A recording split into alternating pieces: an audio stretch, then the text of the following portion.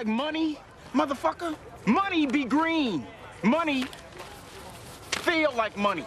That shit look green to you? And you know what? Deontay Wilder usually helps me win a lot of green. He's going to be fighting. It's the Day of Reckoning, and it's just before Christmas. By the way, thanks to everyone that's been rocking with The Mandatory. Make sure to follow us at The Mandatory TKO. We're on Twitter, IG, TikTok. Brian, you still posting our stuff on TikTok, right? Yeah. I like the pause.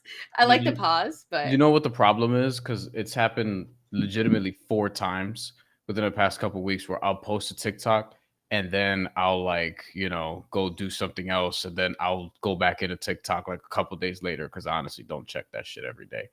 And everyone it'll be has it now, though, and I'm like, do I have to be more active on it? It's like the thing now, and it's like, I just hate it. But basically, moral of the story is it'll be like, hey, your post cannot upload.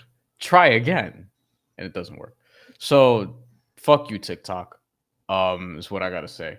And other than that, yeah, we have fights this weekend. Yeah, we do. But before we get into all that, I do want to say make sure to hit that like and subscribe button. It helps the channel grow. And also, if you want to find us on the audio side, you can. And if you do, you can always leave us a rate and review. That also helps the channel grow. All right, let's get into the Day of Reckoning, because these are some major fights. Massive fights. 2 of the guys that we want to see fight are fighting, but they're not fighting each other. But we're still going to do Money Be Green for it. Let's start off with none other than Deontay Wilder, who's a minus 650 straight up on the money line, taking on Joseph Parker, who's a plus 450. Brian, how are you betting this fight? What an amazing fight this would have been in 2017 or 2018. Anthony Joshua beat Joseph Parker for Joseph Parker's first loss in 2018. He's got a couple more since. One, Dillian White, who has since been suspended, I think, multiple times for, stuff that I don't know if we're fully clear on that. But Joseph Parker is, I think, a legit challenge to Deontay Wilder because he's actually one of the better heavyweights you could still find right now. Deontay Wilder's talked about the heavyweight division being small. It is, because I feel like these same 4 dudes could have main evented this same type of card any part of the last 6-7 years. And it would have been sort of realistic. The heavyweight division is not very big, no pun intended. And Joseph Parker was knocked the hell out by Joe Joyce in September of last year, but has won 3 fights since. So he's been getting busy. He most recently beat Simon Keane, Canadian, a couple months ago by knockout in the 3rd round for a couple of intercontinental heavyweight championships. So Joseph Parker is on a bit of a run. I still favor Deontay Wilder in this fight. It's Deontay Wilder. It's the punching power. I think Joseph Parker will last longer than Robert Helenius did, because Deontay Wilder's last win was in October of last year. I think Deontay Wilder gets this done by knockout. No duh. It's minus 300 for him to win by knockout, but I'm rolling with Deontay Wilder to get this done between rounds 5 through 8, which right now is listed at about plus 145 in one book in particular. I like the value there, 5 to 8. I kind of was thinking about 1 to 6, but I give Joseph Parker a little bit more than that. I feel like even going into the 5th round, we're going to be like, Joseph Parker's up 3-2, maybe even 4-1. But we know with Deontay Wilder, it doesn't matter because he could land a right hand that could end your night and potentially end your life. Yeah, I'm not going to lie to you. My bet is not much different from Brian's.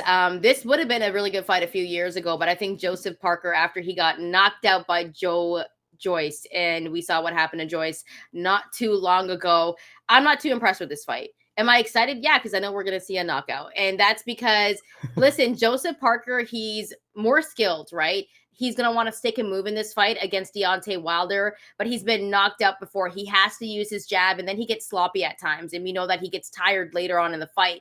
Deontay Wilder has the power. I think he's actually gotten better skill-wise during those Fury fights. Agreed. Like, a lot of people don't talk about that, but skill-wise, Deontay Wilder's gotten better. I think early on in the rounds, Joseph Parker is going to be aggressive, and he's going to have to, because he's going to want to win those early rounds. But sooner than later, Deontay Wilder is going to land a big one on him, and it's going to be night. That's my analysis, because I don't see this one going the distance. I think Joseph Parker is going to make it really interesting, probably be up on the scorecards up until Deontay Wilder knocks him out. And I have the exact same bet as Brian. I went to group round betting. And I thought rounds 5 through 8 was the best one. On a former sports book that we used to work for, FanDuel. I'm just going to mention them because I had a great time working there. Plus, maybe sponsor is FanDuel. You know us. Rounds 5 through 8. A plus 145. There's some value there, and I think that's when it gets it done. I also looked at rounds 1 through 6, but I think Joseph Parker is still a formidable opponent, and I think he's gonna get some of those early rounds. Plus, it's been a while since Deontay Wilder has fought, even though against Robert Helenius it wasn't that big of a deal. It's been a little bit of a while since he's fought. So I do think that maybe Joseph Parker is going to be the one that's going to be a little bit quicker to start. Maybe Deontay Wilder is going to get warmed up a bit. So that's why I like rounds 5 through 8, but I do have him getting the knockout here at the mandatory. We want to know how you're going to be betting this one. Let us know if you're going to be rocking with Deontay Wilder or if you're going to be rolling with Joseph Parker. And of course, make sure to follow us on our social media platforms. If you like the content, hit that like and subscribe button. Yeah, I think it's going to be a good fight. Maybe one of the most entertaining fights. But I think I just want to see Dimitri Bivol. I think that I want to see him fight. And I think Lyndon Arthur, a lot of people are already taking Bivol to win that fight. But he kind of poses a little bit of a tricky fight. It is a mismatch. I do think Bivol takes that one to the cards. I would bet the decision, which I believe I saw for like minus 136. Yo, that's interesting because the knockout is like minus 105. Decision I saw like minus 120, minus 125. It's like split. I don't think Lyndon Arthur gets knocked out though. Like I think Bivol is going to be aggressive. I think he's going to like the thing about Lyndon Arthur is that like he's got decent power. He fights off his back foot a lot. He's a good counter puncher. He uses the high guard, which Bivol is really good at getting through, but he doesn't have the best head movement, right? So he leaves himself open to Bivol's best punches, which are jabs and crosses. He's also leaves himself open to like overhands. So I think that's the way that Bivol is going to like do work on him, and it's going to be like just a masterclass performance. But I do think Bivol, when he throws his jab, he's heavy on his front foot, right? So it can leave him off balance at times. So because Lyndon Arthur is a good counterpuncher, if Bivol's heavy on the front foot, he can try to slip in some good counters during that time. Because he gets a little bit off balance. So I think that's the one area where if I'm Lyndon Arthur, I'm like, yo, that's when I got to get him. Because he's very flat-footed and heavy on that front foot during when he throws his jab. So that's like the only thing that I can say about Bivol. Other than that, like super skilled, high IQ. That's an interesting fight though, because I think I want to see the stoppage, but I don't think we're gonna get it. What about you, Brian? How would you be betting that fight? You know what I'm probably gonna do for both Jarrell Miller's fight with Danny Dubois and Dimitri Bivol fight is I'm probably just gonna like live bet.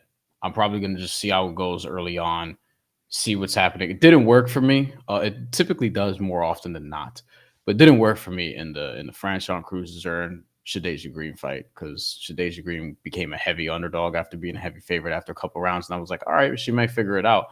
And then Franchon Cruz-Zern ended up winning that fight, although not a very entertaining fight. So I think with Dimitri Bivol and Jarrell Miller, I want to sort of feel it out, see how it goes. Because if there are a couple things that Dimitri Bivol finds early that are worrisome in Lyndon Arthur's defense, I'm like, okay, maybe he breaks him down and stops him late.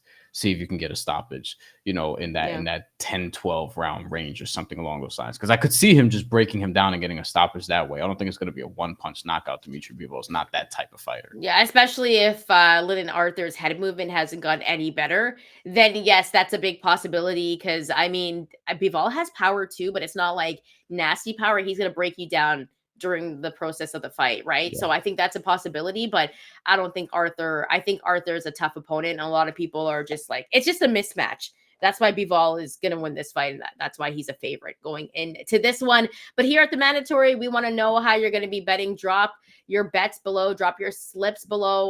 Let us know what fight you're most excited about for the Day of Reckoning, 2 days before Christmas. And we are going to have a live post-fight show. So make sure you join us as well. We'll be here. We'll be taking your comments and we'll be breaking down all of the fights that we thought were entertaining. We'll probably mention the ones that maybe weren't, but had a good performance, but we're going to be talking a little bit about everything. So make sure you tune into that as well and hit that like and subscribe button if you haven't already. Brian, any final thoughts before we get up and out of here? We also have a preview of Naoya Inoue versus Marlon Tapala is coming to the channel, and that'll be the last fight of the year that we cover before we round out the year, our first year doing the show. So thank you for all the support. Stay tuned for that as well. And we are planning to do a live show for that as well. That's going to be on Boxing Day. That's going to be Tuesday morning for people on the North American side. But watch wherever you are. Please do. And donate.